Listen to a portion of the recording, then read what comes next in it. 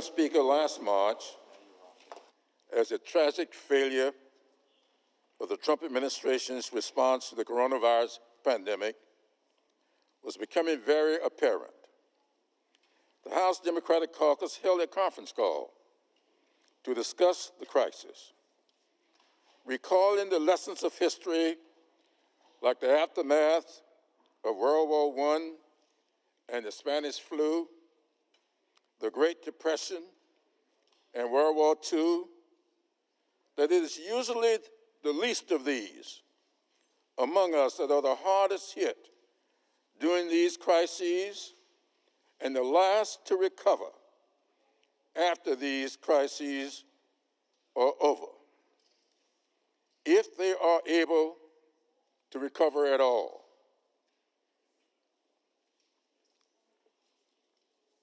I expressed at that time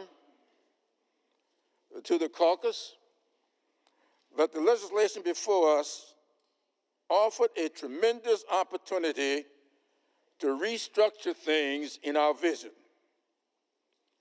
I was referring then, as I often do, to the vision expressed in our Pledge of Allegiance to our nation's flag of liberty and justice for all.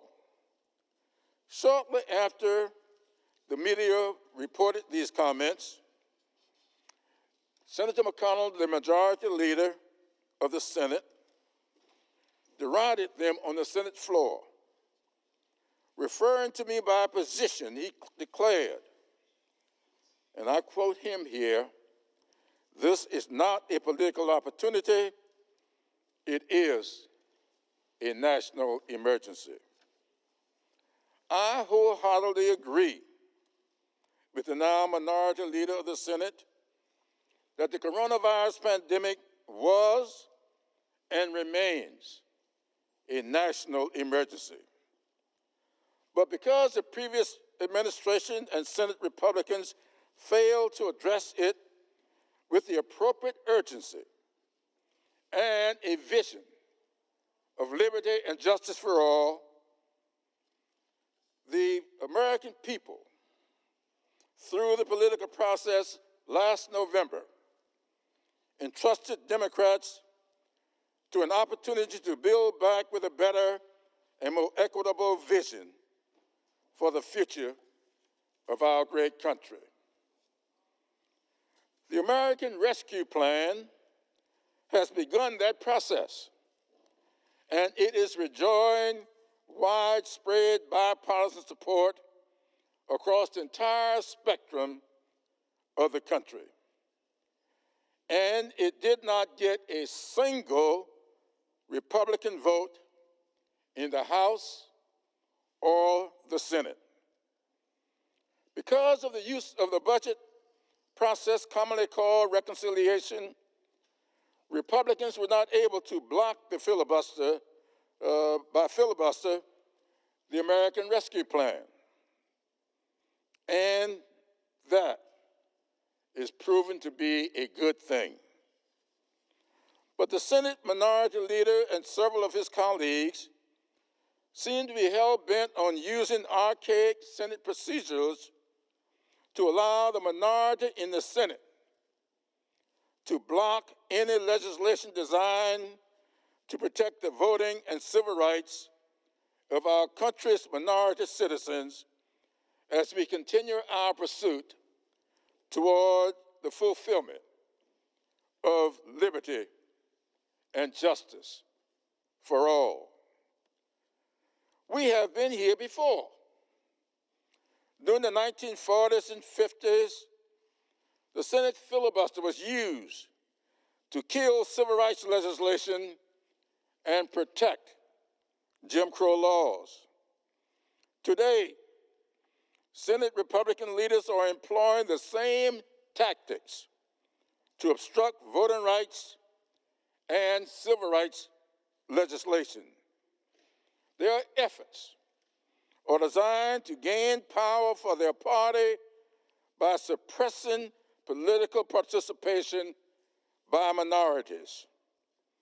The minority leader has threatened that if Senate Democrats modify the filibuster rules to do to him as he did to President Obama, he will resort to scorched earth tactics. This threat of scorched earth tactics by the Senate Minority Leader, in defiance of the American democracy, is reminiscent of Mississippi burning, which was highlighted by the lynching of 3 civil rights workers who were simply registering black voters in Mississippi in June 1964. They were murdered by the KKK with the cooperation of law enforcement officials to keep them from assisting minority citizens who simply wanted to vote. It was 44 days before their bodies were located and 4 decades before anyone faced legal consequences for their deaths. Today, Republicans are using the big lie about the 2020 elections as a pretext to advance a litany of minority voting suppression laws. They know that our vision of liberty and justice for all enjoys majority support among voters. So they seek to suppress enough votes so that their oppressive policies and bankrupt ideas can prevail. The minority leader wants to allow a minority of his minority to block measures that will prevent a return to bygone days.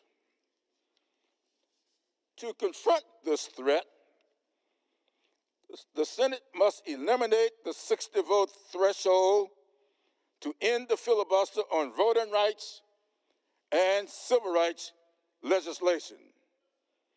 Just as Mississippi burning was met with the Civil Rights Act and Voting Rights Act, the threat of scorched earth must be met with For the People Act and the John R. Lewis Voting Rights Act.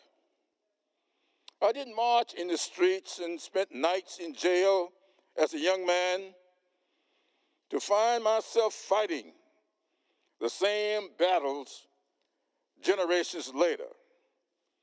But it appears the minority leader and his Republican colleagues are preparing to retread old ground. And I am prepared to stand my ground. To the minority leader and his colleagues, I say, this is not a political opportunity. This is a national emergency. Since this country's inception, equal rights for people of color have been restricted by those in power who seek to hold on to power by using their power to deny the greatness of this country to those who do not look like them.